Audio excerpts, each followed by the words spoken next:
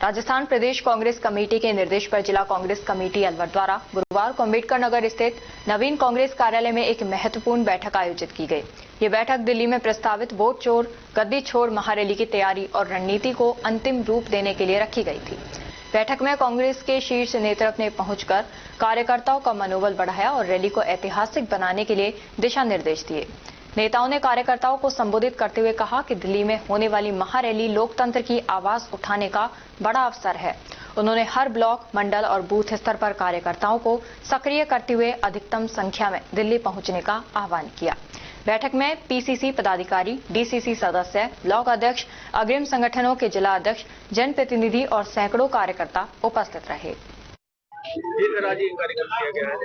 नहीं, आज का एक जिला कांग्रेस कमेटी की पहली मीटिंग थी हमारी यहाँ पे मेरे कार्यकाल में, और हमने 14 तारीख को वोट चोरी गद्दी छोड़ की जो रैली है उसकी तैयारी के लिए हमारे सारे वरिष्ठ नेता यहाँ थे और ज्यादा से ज्यादा संख्या में हम यहाँ से 5000 का टारगेट लेके हम चल रहे हैं कि ज्यादा से ज्यादा लोग वहाँ पहुंचे।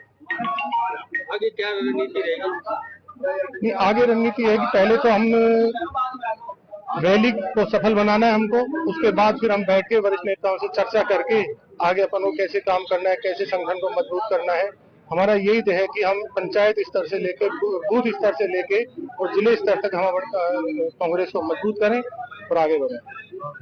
वोट चोर गद्दी छोड़ जो बड़ी रैली हमारी हो रही है दिल्ली में, उसकी तैयारी के लिए आज सभी हमारे नेतागण, टीकाराम जी जूली साहब, नेता प्रतिपक्ष और हमारे अध्यक्ष प्रकाश गंगावत जी की अध्यक्षता के अंदर आज मीटिंग हुई है। अलवर की कांग्रेस, और सिर्फ अलवर ही नहीं लेकिन देश की कांग्रेस इस रैली को सफल बनाने के लिए हजारों लाखों की संख्या में वहाँ पहुंचेंगे दिल्ली। और आज एक ऐसा माहौल पूरे देश के अंदर बन चुका है कि हर गांव में, हर कोने के अंदर इलेक्शन कमीशन के ऊपर किसी को विश्वास नहीं है। जो वो डाल रहा है उसका मालूम नहीं है कि वो उसका वोट डाल रहा है, मशीन वोट ले रही है, नहीं ले रही है। तो इस तरह का एक माहौल बना हुआ है। मैं कई बार गांव में जाता हूं और गांव की जनता हमसे कहती है कि हमारा तो गांव एक तरफा आपको वोट दे रहा है, लेकिन ये मशीन का ध्यान रख लेना। ये आम चर्चा हुई। एक ग्रामीण व्यक्ति जो अनपढ़ भी है, पढ़ा भी नहीं है, जानता भी नहीं है एक तरह की पूरे देश के क्या माहौल है, लेकिन उसको मशीन के ऊपर बिल्कुल विश्वास नहीं है। माननीय राहुल गांधी जी ने इसका खुलासा किया है, तत्वों के साथ खुलासा करा है कि आज जो election commission Bharatiya Janata party के कार्यकर्ता के रूप में जो काम कर रहा है उसका उन्हें प्रमाण देते हुए, इलेक्शन कमीशन का डेटा देते हुए उसका खुलासा करा है। लेकिन ये सरकार जवाब नहीं देना चाहती है।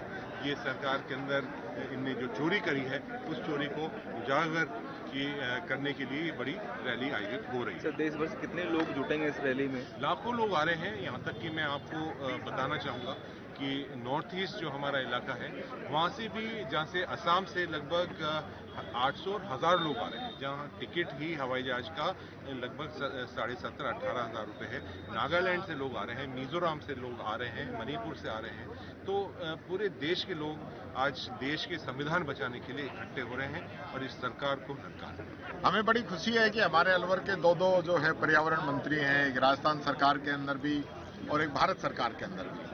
भंवर जितेंद्र सिंह जी जब मंत्री थे तो वो गृह राज्य मंत्री और रक्षा राज्य मंत्री रहे, तो उन्होंने यहाँ पे पैरामिलिट्री फोर्सेस के भर्ती दफ्तर, ट्रेनिंग सेंटर ये लाने का काम किया। लगभग 12-13 अलग अलग प्रकार के सेंटर लेके आए थे जिसका फायदा यहाँ के लोगों को मिल सके। और भी जब मंत्री रहे हैं, जिस डिपार्टमेंट के रहे हैं, वो अपने अपने डिपार्टमेंट की चीजें लाने में कोई कमी नहीं छोड़ते हैं। तो हमारे भी दोनों मंत्रियों ने यहाँ पे पोल्यूशन लाने में कोई कमी नहीं छोड़ी है। और ये लगातार जो है, चाहे देश का पोल्यूशन बढ़ रहा हो, दिल्ली का बढ़ रहा हो, भिवाड़ी का बढ़ रहा हो, अलवर का बढ़ रहा हो, पोल्यूशन बढ़ाने में कोई कमी नहीं छोड़ रहे हैं। हमारे जो सीटीएस का मामला है उसके अंदर भी माइनिंग खुलवाने के लिए, सिर्फ माइनिंग माफिया को फायदा देने के लिए किसानों की जो जमीन है, सिलीसेड का जो इलाका है, आसपास का जो इलाका है, उस पूरे इलाके को सीटीएस में करना चाहते हैं। और जो सीटीएस में ऑलरेडी जहां जो एरिया है, जिसकी वजह से पहला टाइगर जहां शिफ्ट हुआ था, वहां से आज हम 50 पे पहुंचे हैं, उस एरिया को चेंज करना। इस प्रकार से किसानों पे लाठीचार्ज किया गया है, हमारे विधायक पे लाठीचार्ज किया गया है, ये सरकार का फेल्यूर है। कि हमेशा से जो है किसानों के खिलाफ ये लोग रहे हैं। ये वही लोग हैं जिन्होंने किसानों के खिलाफ 3 काले कानून बनाए थे और किसानों को गला घोटने का काम ये लोग कर रहे थे। आज भी राजस्थान की हालत ये है कि नए किसान को बीज मिल रहा है, नए खाद मिल रहा है, नए पानी मिल रहा है, नए बिजली मिल रही है, नए समर्थन मूल्य पे खरीद मिल रही है। अलवर के अंदर भी प्याज की बहुत बुरी हालत रही, लेकिन सरकार ने नहीं चेता।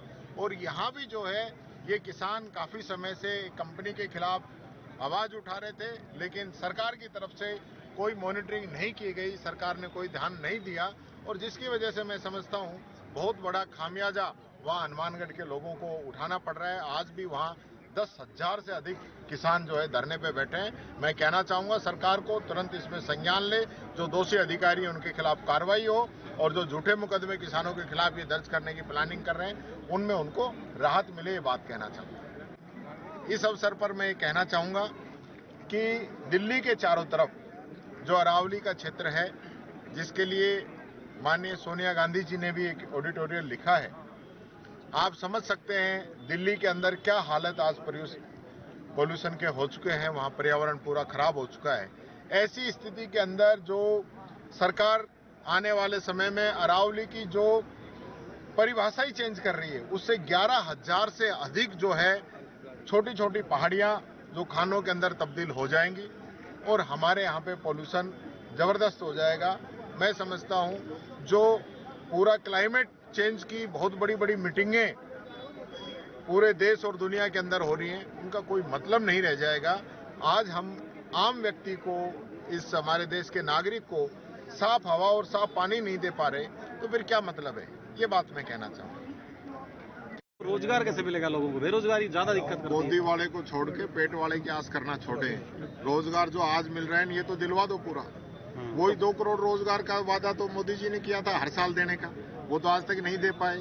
ये भजनलाल जी आए थे, इन्होंने कहा हम हर साल जो है 1 लाख रोजगार देंगे, ये नहीं कर पाए। वसुंधरा जी आई थी, उन्होंने भी कहा था कि हम 25 लाख रोजगार हर साल देंगे, वो नहीं कर पाई। तो रोजगार को तो गुमराह करना छोड़ दे, जनता सब जानते हैं इनको कि किस वजह से ये लोग माइंसों को शुरू कराना चाहते हैं। ठीक।